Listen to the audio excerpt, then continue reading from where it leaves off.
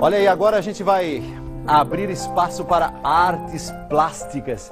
A gente vai saber como que a arte, responsabilidade social e a fé podem fazer parte de um mesmo projeto. No Tribuna dessa noite a gente recebe o artista Luiz Alberto de Genaro. Vamos lá.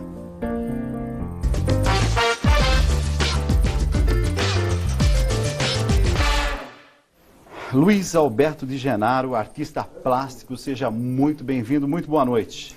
Boa noite, Dalcides, uma honra muito grande estar aqui participando do seu programa. E a alegria que você não chegou de mãos vazias, você já chegou com dois lindos quadros que estão aqui atrás, que eu vou pedir até para o pessoal depois dar um close, assim, enquanto você vai falando, para a gente ver e admirar a beleza. Daqui a pouco a gente fala do quadro, Perfeito. Mas eu queria saber um pouquinho sobre esses 25 anos de carreira. E em que momento, 25 anos depois, você olha e você diz assim, mas quando eu descobri essa vocação como artista, quando é que você descobriu sua vocação? É uma grande questão e que eu preciso, inevitavelmente, abri-la, né, em algumas partes, Dalcides. Em primeiríssimo lugar, aqui, implica retornar 40 anos atrás, né, um chamado, né, uma vocação é um chamado. E esse chamado, no mais das vezes, ocorre na nossa infância, não é verdade? E ele ocorreu ali por várias ocasiões. Eu devo lembrar aqui, em primeiro lugar, inesquecíveis, os dias que passei na fábrica de jogo de xadrez do meu avô Luiz, por exemplo, o perfume da madeira, o perfume da cera de carnaúba, dos vernizes, a luz que incidia sobre o galpão todo da fábrica, né? Em contrapartida, meu avô Alberto, por parte de mãe, ele sempre teve um interesse muito grande pela química, ele era também fazer trabalho em incrustação em armas, né? Mas o que eu me recordo de modo marcante, né, do meu avô Alberto, era ainda quando eu tinha cerca de 2 anos, porque ele faleceu, eu era bem criança, né? E ele tinha uma máquina de escrever, Remington, preta, e eu ali dedilhava ao acaso as letras. Fazia aquele barulho típico barulho, que dá até saudade quando a gente ouve o barulho. Exatamente. Então eu pontuaria meus dois avós, mas é inevitável não lembrar também a figura do meu tio Zeco, artista plástico, ele também, irmão da minha mãe, e que, na verdade, me deu o primeiro presente, não é, de material artístico. Numa viagem que ele fez em 74, não é, ele me trouxe uma caixa de lápis de cor, não é, com 40 unidades. Então imagina só, hoje em dia as caixas batem a casa de 160 unidades. Mas em 1974 mal tínhamos ali 2 dúzias, né, completas. Ele me aparece com uma caixa de 40 lápis, certo? E também eu devo acreditar ao Zeco, não é, a primeira ida ao MASP, não é, ao acervo do Museu de Arte de São Paulo. Inesquecível aquela visão, Dalcides, quando abriu a porta do elevador e eu me deparei com aquele segundo andar do museu, ainda sob a montagem original planejada pela Lina Bobardi, né, dos cubos de concreto, em que as placas de vidro fincadas nos cubos, através dos quais os quadros eram afixados. De modo que, à medida que a porta do elevador se abriu, foi possível vislumbrar um verdadeiro oceano de obras de arte ali, como que flutuando, não é? E, inevitável, isso um elemento marcante. Para completar, sua pergunta era simples, porém densa, me desculpe.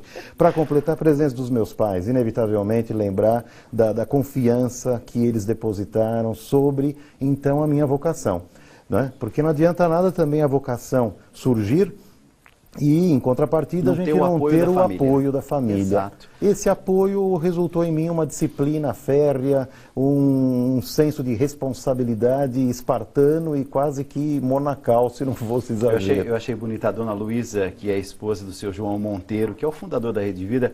Um dia apareceu aqui na Rede Vida com um livro embaixo dos braços e me disse assim, Dalcides, conheça esse artista plástico. E eu comecei a ver, né, as publicações, ao mesmo tempo o trabalho, e eu disse, tem algo a dizer. O que mais me chamou a atenção, na verdade, foi o seguinte, a sua ligação com a espiritualidade. Você realmente coloca fé nas suas obras. É isso? Eu entendi direito? Entendeu completamente. Em todas essas pessoas que eu enumerei, faltaram 2. As minhas 2 avós, Filomena e Eletra. Tá. E que o problema da religiosidade, eu menciono as duas porque, no meu modo de entender, o problema da religiosidade é um problema de visualidade também, não é? Quer dizer, como vermos o mundo, certo? A religião é um elemento importantíssimo e fundamental no desencadear e no desenvolvimento do meu trabalho, certo? Agora, a religião implica um religar. Um religar o que a quê? Ué, as coisas terrenas, as coisas celestiais, em primeiro lugar, não é? Então, minha avó Filomena perdeu cedo a visão.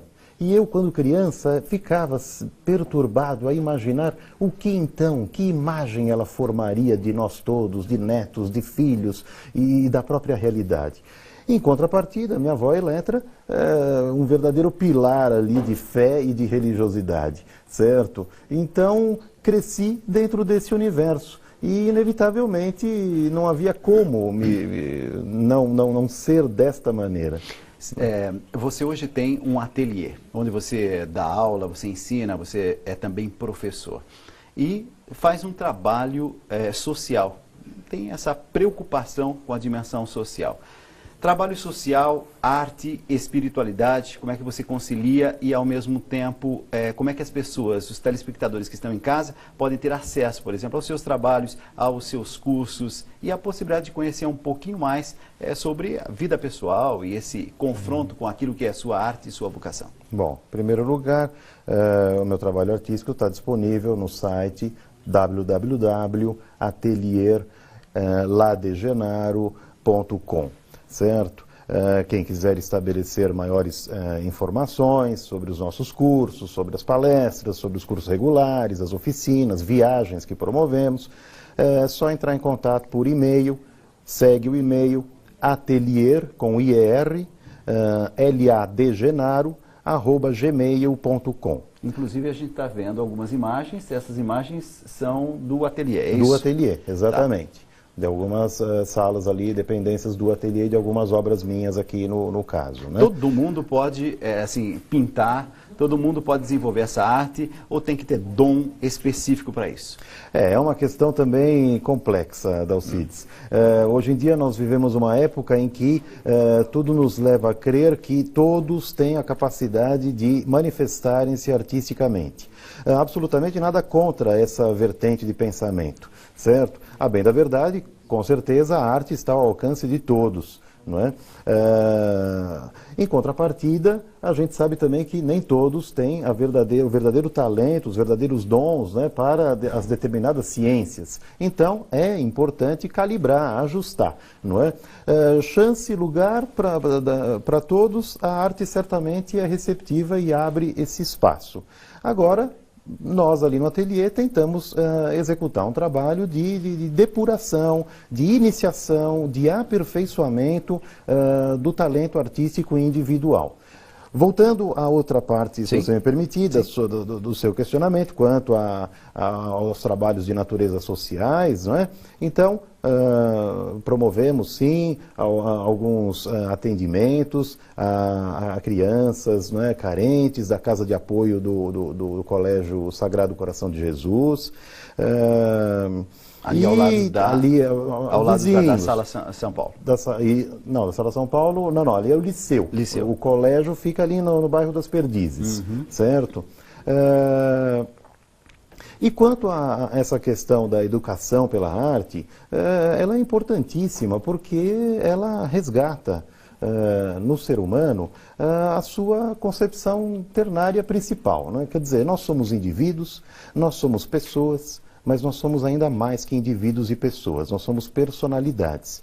Então nós precisamos encontrar em nossa individualidade a nossa pessoalidade, certo? Quer dizer, aquele grau de universalidade que nos interliga a uma série de outras pessoas. Bom, não basta só isso, não é? É importante, através do encontro com a nossa pessoalidade, descobrirmos uma personalidade. Então, o trabalho do ateliê desenvolve esses dois âmbitos. Por um lado, numa questão desenvolvendo o trabalho interpretativo, onde o aluno tem a condição de descobrir a sua pessoa.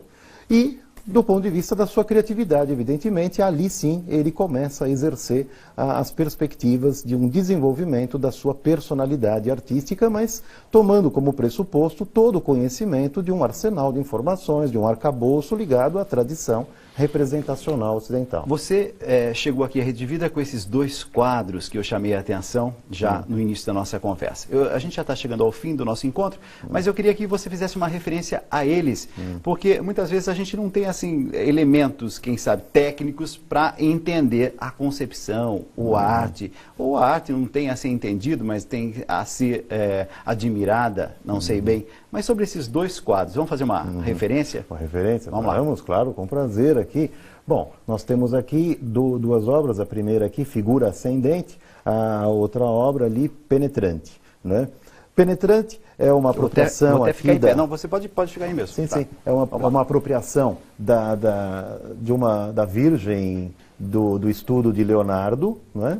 A Virgem em Santa Ana, um belíssimo estudo que se encontra em Londres, e há muito tempo eu gostaria de estudá-la melhor, né? E tive a ocasião aqui de me apropriar dessa imagem, recompondo-a com uma figura em estilo geométrico, que faz parte de toda uma pesquisa ligada à antropometria, não é? As questões de natureza proporcional, né? Na composição da figura humana, certo? E ela olha aqui, há uma desproporcionalidade marcante na composição, não é? O rosto dela ocupa 3/4 da composição, a figura humana na sua totalidade, pouco espaço, e esse olhar benevolente, não é? Dela em relação à figura, aqui, totalmente, exatamente, totalmente penetrada dessa benevolência, certo? Tentei aqui me apropriar também de todo o universo técnico de Leonardo, toda a riqueza da esfumatura, não é? Da pintura a óleo, são pinturas a óleo sobre papel, nesse caso. Não é? Ali, figura ascendente, também uma nova apropriação. O que é uma figura ascendente? Figura ascendente. Uma figura ascendente é uma figura que se eleva, é uma figura que se desliga do mundo material, do mundo terreno, tendo ela também características materiais, seja pelos aspectos pictóricos, a explicitação da pincelada, das esfumaturas, da rugosidade do papel, mas seja também, em contrapartida, toda a delicadeza de transições tonais, de transições cromáticas, enfim. Então, mesmo pela linguagem ou pela representação, nós temos aqui uma tentativa de apontarmos para uma outra direção dessas manifestações, que é de natureza, penso eu aqui, modestamente, imaterial, transcendental. Então, a figura ascendente é uma figura que, olhando para o mundo, tenta reencontrar os princípios norteadores que estão no mundo, mas cuja natureza não pertence ao mundo. Esse me parece que é o poder central da arte, a capacidade de nos elevar, de tirar ali do dia a dia, das muitas preocupações, muitas vezes, que a gente tem, e fazer com que a gente olhe o mundo, a vida, ou nós mesmos, a partir de outras perspectivas. Eu quero te agradecer, Luiz Alberto de Genaro, artista plástico. Para alguém que está nos acompanhando, o telespectador ou telespectadora das mais diferentes idades, mas assim, aquela palavrinha, quem sabe, de incentivo a esse alguém que gosta, que tem assim um carinho especial pela arte, ou que está completamente desligado na questão artística, mas quem sabe ouvindo você nessa noite, vendo essas imagens bonitas, pode acordar para a arte e a dimensão da arte. Vamos lá. Fuja deste mundo feio, bruto, violento, fuja para a arte, fuja para a beleza, fuja para o ateliê L.A. de Genaro. Pronto. Ô, Luiz Alberto de Genaro, artista plástico, obrigado por ter vindo mais uma vez, o seu site. Muito obrigado. www.atelierladegenaro.com. Perfeito, obrigado por ter vindo. Mais uma vez. Boa noite. Agradeço.